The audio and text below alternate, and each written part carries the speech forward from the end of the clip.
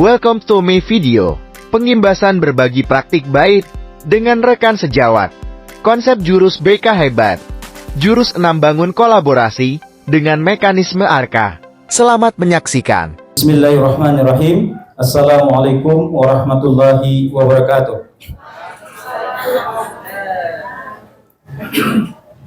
Puji syukur kita panjatkan kepada Allah Subhanahu wa taala atas segala limpahan rahmat dan hidayahnya, sehingga pada pagi Jumat ini kita dapat berkumpul di ruang guru ini dalam kegiatan pengimbasan daripada kegiatan pelatihan daripada guru bimbing konseling pada bulan kemarin.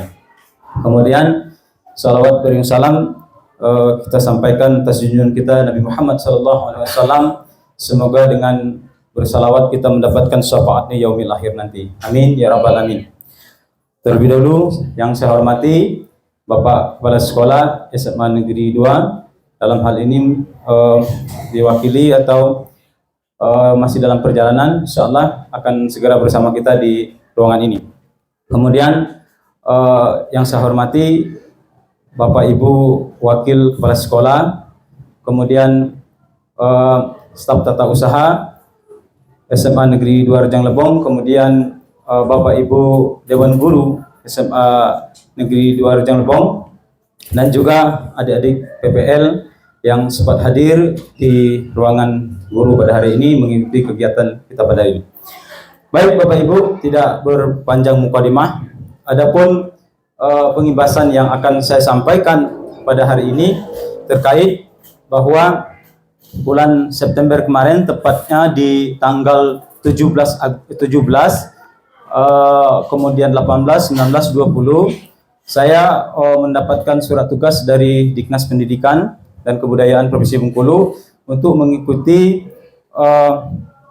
kegiatan BIMTEK atau pelatihan PKG di BPMP Provinsi Bengkulu terkait dengan program terbaru dari Kementerian Pendidikan dan Kebudayaan, khususnya untuk bimbingan dan konseling. Ya, Bapak Ibu, perlu saya sampaikan bahwa dalam program bimbingan konseling yang digagas oleh Kementerian Pendidikan dan Kebudayaan terbaru, ini ada istilah 7 juru BK hebat, gitu. Ya, jadi ada 7 jurus BK hebat.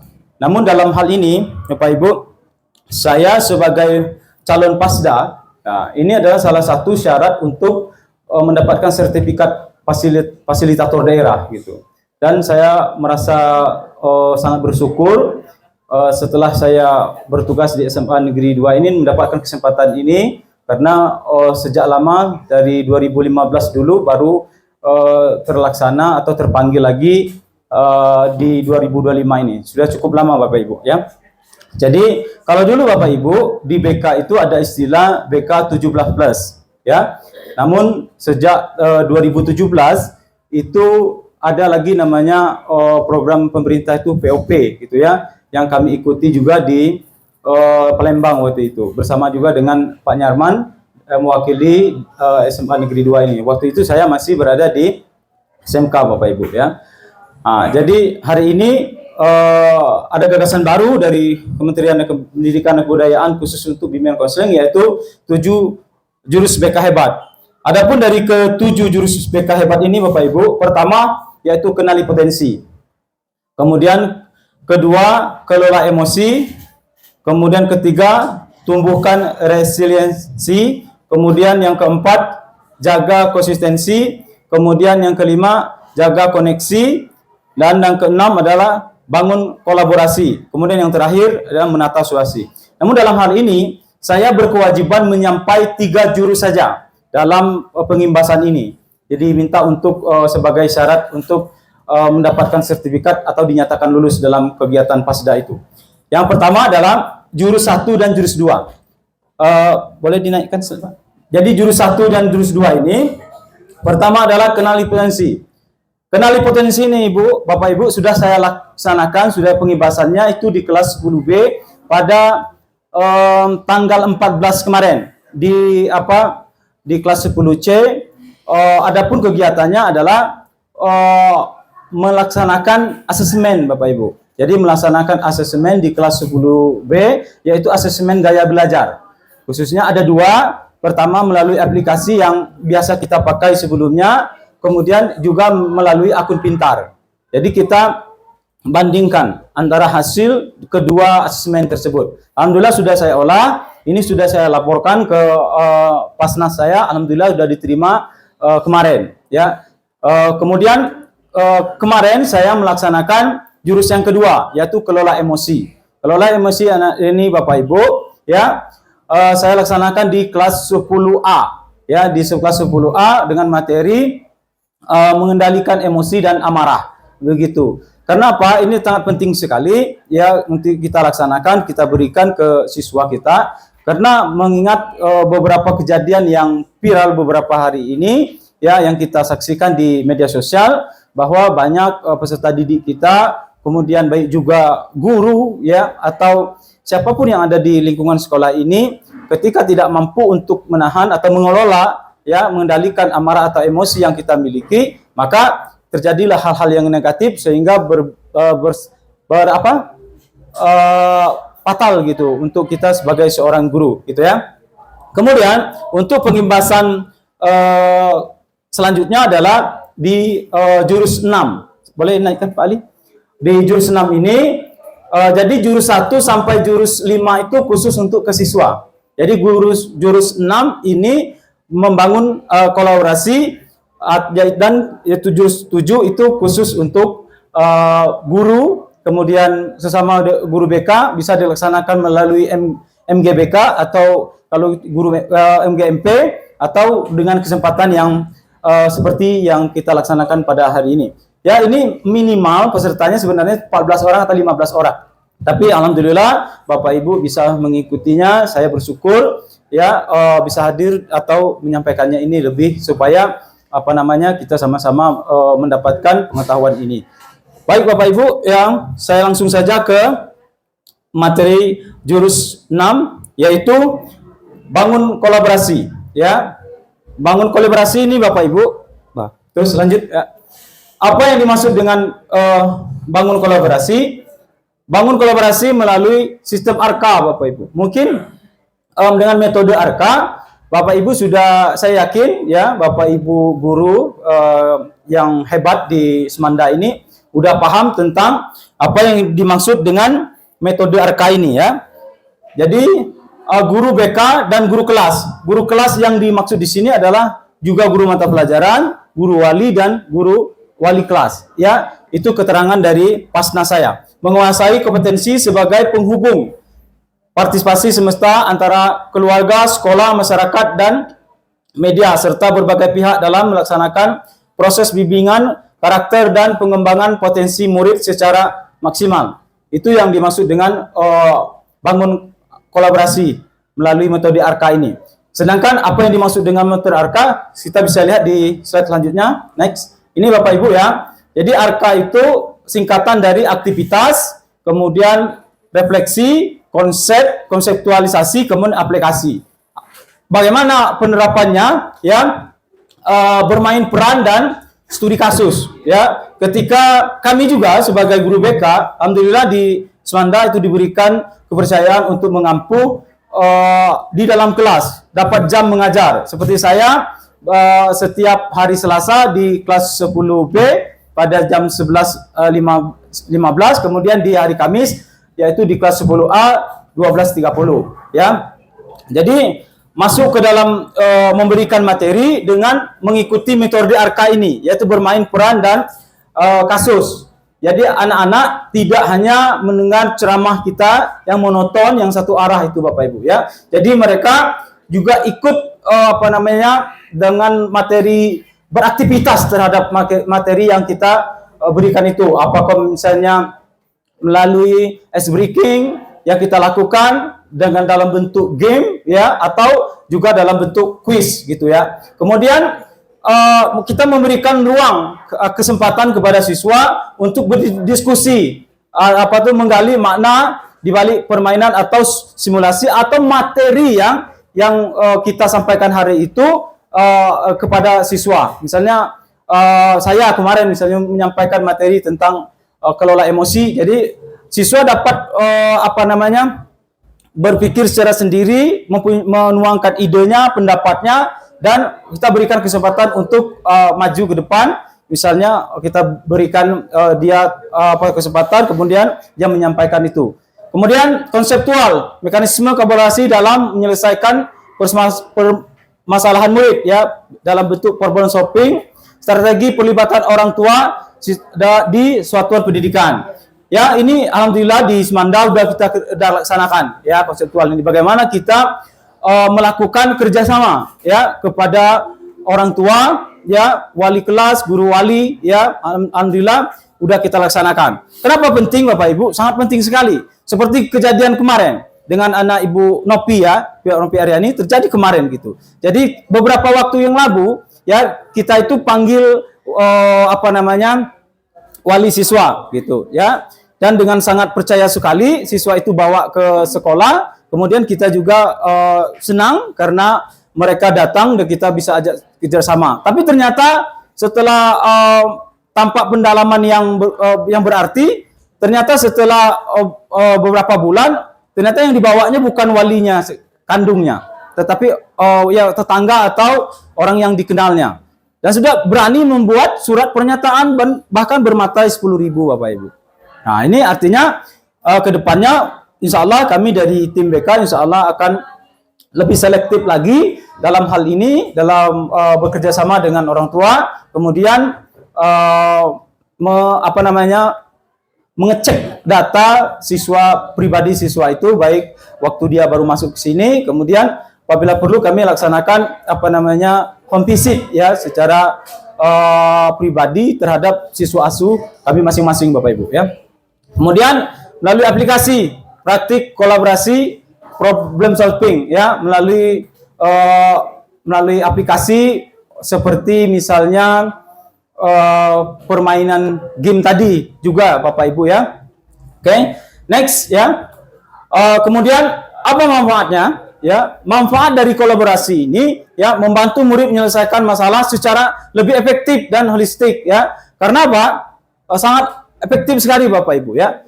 Ketika kita bekerja sama terhadap masalah yang dihadapi siswa, maka akan terasa mudah untuk menyelesaikannya. Karena saya selalu ingat pesan atau apa yang sering disampaikan oleh Bapak Kepala Sekolah kita, Bapak Dito Alam, yaitu nggak ada yang namanya single factor itu, ya. Betul-betul saya dalami ya, begitu Bapak Ibu. Ya, jadi kita mengikut sertakan orang tua, kemudian yang terkait lainnya, tidak hanya orang tua begitu ya. Kemudian yang kedua, meningkatkan peran orang tua dan masyarakat sekitar kita, di lingkungan kita, ya, baik RT yang ada di daerah kita ini, ya, di lingkungan ini, ya.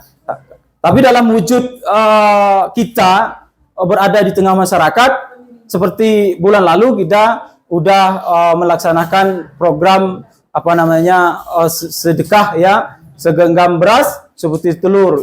Itu menunjukkan eksistensi atau keberadaan kita yang di tengah-tengah masyarakat di keliling kita ini, terutama masyarakat Kesambi Baru, gitu ya. Kemudian menyediakan dukungan lebih banyak untuk yang membutuhkan, baik secara akademis dan non akademis. Sebagai contoh, jika seorang murid mengalami masalah perilaku menyimpang, ya, Bapak Ibu tahu pasti contoh misalnya perilaku menyimpang, ya. Dukungan dari guru BK, orang tua, masyarakat dapat membantu menciptakan strategi yang lebih efektif untuk mengatasi masalah tersebut dan memberikan dukungan jangka panjang untuk pengembangan siswa atau peserta didik kita. Ya, bisa juga kita melibatkan di sini dari psikologi, mungkin bekerjasama dengan rumah psikologi yang ada di Curup ini, ya, kalau memang dirasa bahwa perlu gitu ya. Oke, next. Ini Bapak Ibu indikator perlunya kolaborasi. Pertama adalah masalah berulang atau kronis gitu ya. Kalau istilah dokternya sakitnya udah kronis gitu ya. Jadi apa permasalahan yang berulang-ulang? Ya, siswa yang kita tangani, yang kita bimbing itu berulang kali terus gitu. Dengan kasus mungkin sama atau bisa juga berbeda. begitu. Jadi kita perlu melakukan kolaborasi ini. Masalah yang terus berulang meskipun sudah diberikan intervensi di antara permasalahan 1, 2, dan 3. Contoh perilaku menantang murid yang harus muncul meskipun sudah ada penguatan positif dari kelas. Misalnya udah berulang kali guru kelas menyampaikan ya kepada siswa tersebut segera untuk disiplin, tingkat kehadiran mungkin ya, atau siswa yang agresif gitu ya, sentuh sedikit dah jotos gitu ya. Itu perlu ya, sangat perlu sekali ya. Kemudian nomor 2, masalah mempengaruhi kehidupan murid. Contohnya kecemasan tinggi yang menyebabkan nilai turun dan murid menarik diri dari temannya ya, sehingga ketika awal kita kenal murid kita begitu ceria tapi tiba-tiba menjadi introvert, nah, maka perlu dipertanyakan, perlu perlu diobservasi Bapak Ibu ya, terutama seperti yang dijelaskan oleh Ibu Ardesi tadi. Adapun regulasinya memang belum baku Bapak Ibu ya, belum baku, tapi regulasi yang disampaikan Ibu Ardesi juga kita jalankan. Tapi misalnya kalau Bapak Ibu punya pandangan sendiri, itu silahkan. Kalau bisa dalam forum ini, saya betul-betul sebenarnya berharap Bapak Kepala Sekolah bisa hadir bersama kita sehingga betul-betul beliau yang memegang kebijakan atau pimpinan tertinggi di sini bisa menjadi acuan baku bagi kita dalam menjalankan tugas kita atau menyelesaikan permasalahan yang dihadapi oleh siswa kita. Kemudian ketiga, kebutuhan intervensi lintas kontak. Murid yang menghadapi masalah di rumah yang mempengaruhi perilaku mereka di sekolah memerlukan kolaborasi antara pihak sekolah dan orang tua. Udah banyak kita temukan Bapak Ibu ya. Ya, salah satunya malam tadi saya dapat WA dari Malaysia. Kebetulan wali murid kita bekerja di sana. Anaknya udah berulang kali. Saya cuma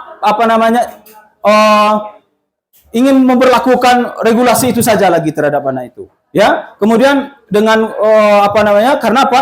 Karena keluarga yang di sini udah nggak mau lagi. Ya, kalau keluarga yang nggak mau lagi ngurus anak tersebut, terus langkahnya seperti apa? Nah, ini perlu penegasan dari pihak manajemen atau pihak sekolah bahwa kalau kita ini kan hanya sekedar memberikan arahan, bimbingan, dan layanan. Selepas dari itu keputusannya tetap kembali kepada atasan kita. Terhadap hal seperti itu, anak tuh nggak bisa lagi diproses begitu, nggak bisa lagi. Karena apa? Dipanggil orang tua seperti tahun kemarin saya dapatkan itu. Bahkan saya lakukan home visit karena apa? Sampai rumah saya mendapat keterangan saya sudah kirim surat dengan bapak, dengan ibu itu sudah 3 kali. Iya Pak, saya tahu, saya terima suratnya gitu. Cuman saya malu Pak datang ke sekolah itu lagi, wajah saya terus gitu. Itu anak Pak Fajri tahun kemarin itu ya, yang sempat viral gitu ya. Kemudian akhirnya dia mengambil langkah untuk mengundurkan diri tanpa ada paksaan, tanpa ada dorongan. Anak itu saya mengundurkan diri saja Pak, nanti insya Allah kalau ini saya ikut paket C aja. Nah, jadi begitu, orang tuanya nggak mau ngurus lagi. Kebetulan memang bapaknya nggak ada lagi gitu. Itu siswa asuh saya yang tahun kemarin ya. Ya, kalau kita ketemu yang ada kesadaran seperti itu, ya bagus, langkahnya cepat selesai urusannya. Tapi kalau orang tuanya nggak mau datang, dia juga nggak mau berhenti, nah ini malah kita. Ya, untuk proses seperti itu. Lanjut di slide berikutnya. Oke ya, ada faktor berisiko tinggi. Ya, ketika Bapak Ibu mungkin observasi langsung, ya, melihat ada resiko tinggi terhadap siswa tersebut, terhadap perilakunya, maka segera komunikasikan dengan kita, baik tadi guru BK, guru kelas ya, atau wali kelas, guru mata pelajaran atau guru wali atau guru BK-nya. Segera Bapak Ibu, jangan ditunda. Karena apa?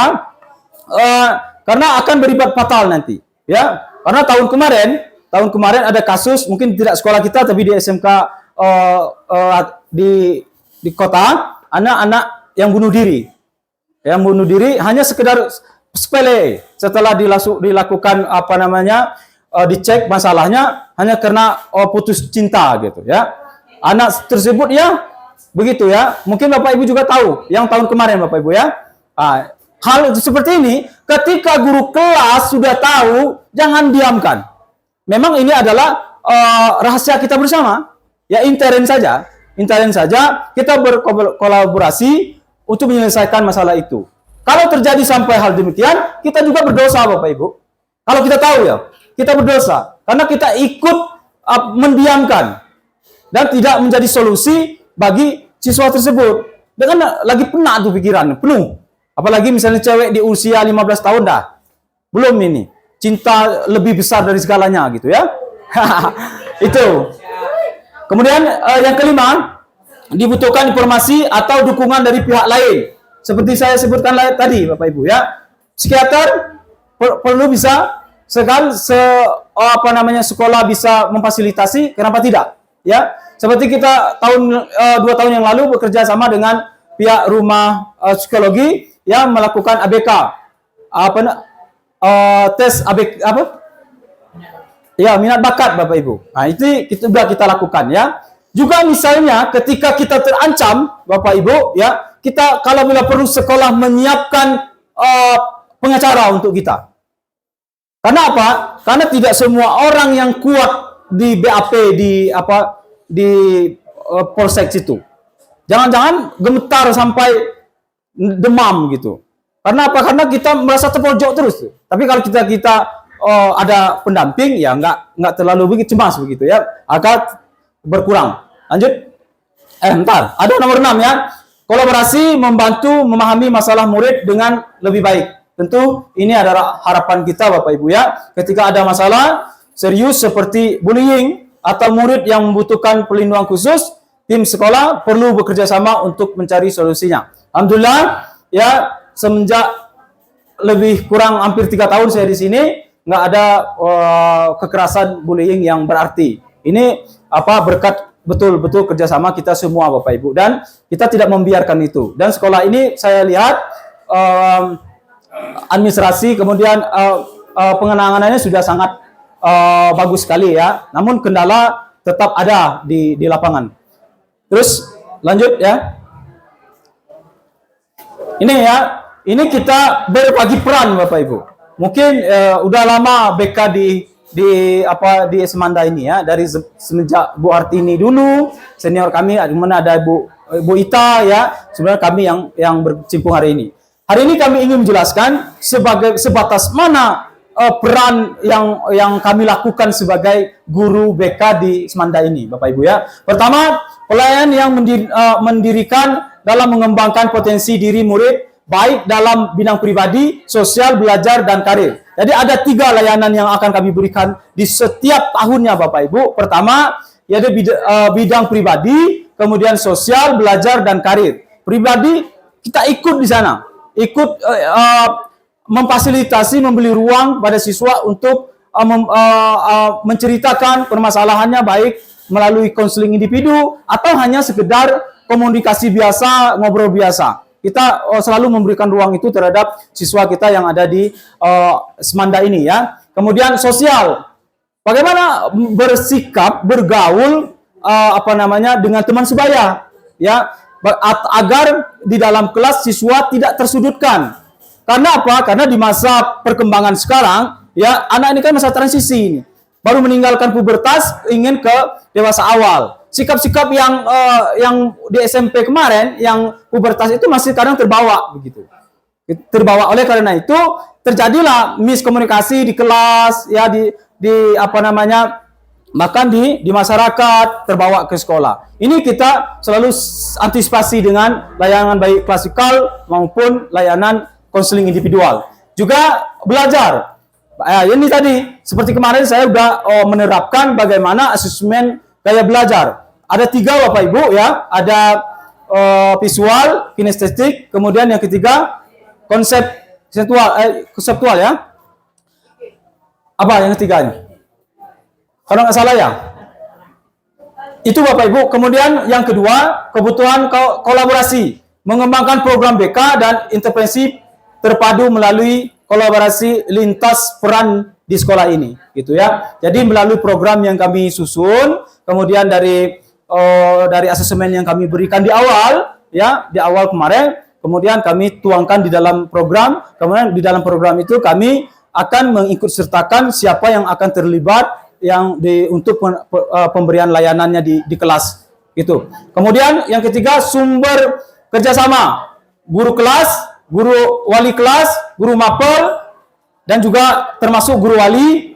Kemungkinan Bapak Ibu waktu ini di print pencetusan guru wali itu belum, jadi nggak diketik sana. Saya nggak merubahnya, nggak mau merubah ini langsung dari Pasnas kemarin. Cuman saya rubah tampilan slide-nya saja.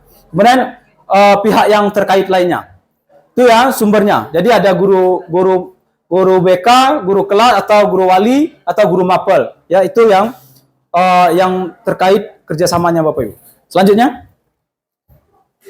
Oke, ini peran guru BK yang keempat, meningkatkan kesejahteraan secara pribadi, sosial, akademik, dan karir sebagian dari proses perkembangan yang utuh terhadap siswa peserta didik kita. Kemudian yang kelima, permasalahan sosial, emosional, dan karakter murid yang kompleks, gitu ya. Apa saja yang menyangkut sosial emosional, ya itu ditangani oleh guru BK, termasuk kami yang ada di sini. Lanjut, Bali. Oke, selanjutnya ini ada peran guru kelas. Tentunya Bapak Ibu udah lebih tahu ya, tapi paling tidak ada pembanding. Ada pembanding antara peran guru BK dan guru kelas tadi. Kemudian ini ya, pelajaran yang mendidik melalui mata pelajaran dan pembentukan karakter murid ya tentunya di dalam kelas, dinamika kelas yang berlangsung gitu ya. Kemudian kenapa butuh kolaborasi, membantu memahami dan mengatasi masalah belajar sosial, emosional, dan perilaku murid tadi ya. Itu karena ada kalanya guru mapel nggak sanggup lagi gitu ya. Bisa jadi anak itu nggak mau menghadap Bapak Ibu, dia nggak berani gitu. Aku tidak berani itu, kalau nengok Bu Nopi tidak berani aku ya. Dia belum tentu Bu Nopi itu baik hati sebenarnya kan, memediasi gitu Bapak Ibu supaya bagaimana meningkatkan tingkat kepercayaan siswa tersebut menyelesaikan masalahnya, problemnya dengan guru mapel tersebut, begitu ya. Kemudian berapa lagi tadi? Kumulasi. Sumber kerjasama ya, sudah. Kemudian 4, tujuan menciptakan lingkungan belajar yang mendukung dan holistik bersama ya dengan tadi. Kemudian tantangan, masalah sosial, emosional, perilaku yang mempengaruhi kemampuan belajar siswa gitu. Kemarin kau bagus nilai kau, kok sekarang enggak ini menurun. Nah, ini problem Bapak Ibu ya. Problem ketika hal itu terjadi terhadap siswa asuh kita, maka atau peserta didik kita, guru kelas berperan di sana gitu. Lanjut. Oke, ini checklist langkah problem solving ya. Ini dikasih masalah, apa masalah dan akar masalahnya. Jadi kita perlu seperti apa yang saya sampaikan awal tadi, ya observasi dulu gitu Bapak Ibu. Kenapa siswa? Jadi jangan terlalu cepat untuk memvonis siswa itu seperti itu gitu nah ya. Karena kita tidak tahu ya problem terbesarnya siswa itu seperti teori gunung es Bapak Ibu. Kita hanya melihat sekilas saja, tapi problemnya bisa juga dibawa dari rumah. Begitu besar ya masalah yang dihadapi, kemungkinan siswa perlu pendampingan, kemudian perlu motivasi dari kita baik guru BK maupun guru mata pelajaran. Kemudian komprehensif kasus ya, ketika ada kasus yang betul-betul tidak bisa diselesaikan lagi atau sekolah ya, karena apa? Karena BK itu ada ranah yang tidak bisa disentuh. Misalnya udah kriminalitas ya, udah misalnya paranormal. Karena kami bukan dukun gitu ya, yang bisa disembuh kemudian sembuh gitu ya. Nah, jadi ada yang tidak bisa diselesaikan oleh guru BK itu tadi gitu ya. Maka kita melakukan komprehensif kasus ya, kita melibatkan manajemen ya, siapapun yang terlibat di sana, baik guru mapelnya, guru wali kelasnya, guru walinya, guru BK dan pihak kesiswaan. Dan kita ambil keputusan yang bijak supaya siswa ini tadi tetap mendapatkan haknya secara progresif gitu, secara undang-undang Bapak Ibu. Makanya ketika Bapak Ibu menghadap ke kami, dah anak itu tidak usah lagi lah, lepaslah. Nah, pertanyaannya regulasinya dulu Bapak Ibu untuk mengeluarkan siswa ya, untuk menghentikannya dari skor statusnya sebagai siswa Asmanda ini tidak semudah itu. Jadi Di sinilah tadi saya betul-betul berharap Bapak Kepala Sekolah hadir gitu sehingga memberikan pencerahan terhadap kita semua. Kemudian penentuan tingkatan tier. Permasalahan itu Bapak Ibu ada tingkatannya, tingkat 1, 2 dan 3. Ya, mungkin tidak selalu saya jelaskan di sini karena panjang sekali. Saya potong saja. Kemudian intervensi atau monitoring terhadap siswa asuh atau guru yang kita ajar atau murid yang kita ajar di kelas gitu. Kemudian melakukan evaluasi, kemudian jangan lupa Bapak Ibu harus disertai dokumentasi. Dokumentasi yang Bapak Ibu lakukan terhadap pelayanan penyelesaian kasus siswa tersebut. Kalau Bapak Ibu ujuk-ujuk datang ke BK ini tidak ada, udah. Nah, kami nggak punya pegangan Bapak Ibu. Ya. Tapi kalau tidak sampai viral, tidak bermasalah dengan hukum, ya bisa saja. Tapi ketika sudah bermasalah dengan hukum, contohnya kemarin, salah satu guru kita, nah, perlu betul itu Bapak Ibu. Jadi, administrasi seperti itu, dokumentasi sangat diharapkan supaya mempermudah juga bagi kita untuk memberikan keputusan akhir terhadap peserta didik yang kita ajar. Next. Please. Oke, itu saja Bapak Ibu yang dapat saya sampaikan. Ya, mungkin ada yang bisa misalnya Bapak Ibu kita diskusikan atau dipertanyakan. Di sini Bapak Ibu kami tim BK itu ada 6 orang.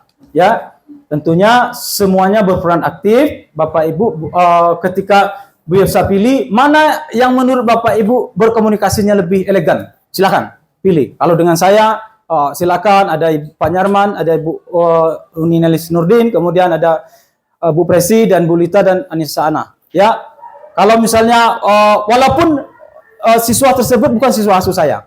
Demikian saya akhiri, lebih kurang mohon maaf. Mungkin ada yang ingin ditanya, silakan nanti kalau saya bisa jawab, saya jawab. Kalau tidak, ditampung nanti kita cari yang berkompeten untuk memberikan jawaban dari pertanyaan Bapak Ibu.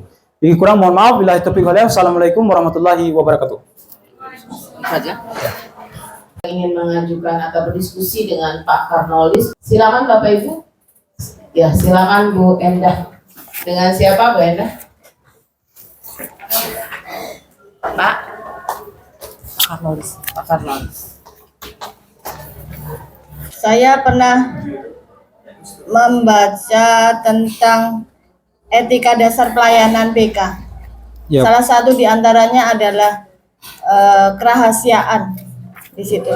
Jadi tadi saya melihat yang dipaparkan Pak Karnolis itu hampir semua halaman itu ternyata foto-foto yang diekspos di situ benar-benar vulgar, benar-benar nampak siswa itu siapa, orang tuanya siapa gitu. Mungkin ini masukan aja sebetulnya, masukan aja mungkin kalau seperti itu apapun untuk kepentingan apapun, termasuk kepentingan yang seperti ini mungkin wajah siswa atau siapapun yang ada di situ bisa disamarkan gitu Pak. Jadi ini karena kita tidak mau bahwa apa yang sudah kita proses dengan mungkin dengan itikat baik nanti akhirnya menjadi bumerang untuk kita, karena mungkin ada suatu saat mungkin akan ada yang melihat mungkin ya. Jadi kenapa anakku diekspos seperti itu, ada yang tidak terima seperti itu. Jadi mohon maaf kalau ini mungkin sekedar masukan aja. Jadi apapun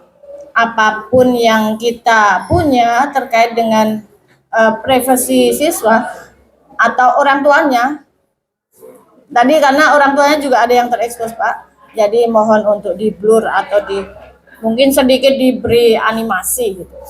Mungkin itu aja Pak. Terima kasih. Terima kasih Bu Endah. Boleh ditanggapi Pak Karnolis masalah etika kerahasiaan? Silakan. Baik, terima kasih atas pertanyaan dari Bu Endah atau juga kritikan yang sifatnya membangun untuk kami, ya, untuk kita semua di SMA Negeri 2 Rejang ini. Perlu saya jelaskan bahwa memang slide ini tidak saya eksposkan untuk selain dari BDN dari SMA Negeri 2 ini. Ini saya tampilkan hanya di sini saja. Ya, bisa saya terima, ya, terima kasih masukannya. Mungkin bisa di blur atau dibuat jadi kartun begitu ya. Kedepannya itu menjadi koreksi yang bagus buat kami. Tapi kami sampaikan bahwa kami guru BK, setiap siswa asuh itu memang azas kerahasiaan itu kami kami jaga betul. Contoh misalnya kode terhadap siswa. Kami tidak mencantumkan nama siswa dan sepanjang interpretasi tadi tidak ada menyebutkan nama siswa, tetapi mungkin inisial atau gambaran saja gitu ya. Kemudian karena juga tahun kemarin saya berpengalaman juga bahwa mengekspos foto siswa di grup yang siswa asuh saya asuh, kemudian keluar sampai ke Persatuan Wartawan Provinsi. Itu banyak cari saya gitu, ingin memanfaatkan itu untuk menjadikan saya ATM berjalan gitu ya. Tapi alhamdulillah dengan tanggap saya ambil langkah. Hari ini saya kalah untuk maju mundur selangkah untuk maju 1000 gitu ya. Apabila perlu saya nangis di depan orang tuanya, minta maaf supaya dia tidak berlanjut, kemudian saya perbaiki Bapak Ibu ya. Terima kasih ya untuk segala kerahasiaan, baik itu konseling individu permasalahan itu memang Bu Endah tidak untuk pelayanan ada beberapa yang tidak bisa ditutupi, misalnya inisial siswa tersebut dengan guru mapel atau guru kelasnya ya pasti kita tapi tidak dipublikasikan saja. Terima kasih masukannya untuk kami ke depan demi kebaikan kita bersama. Sekian, terima kasih.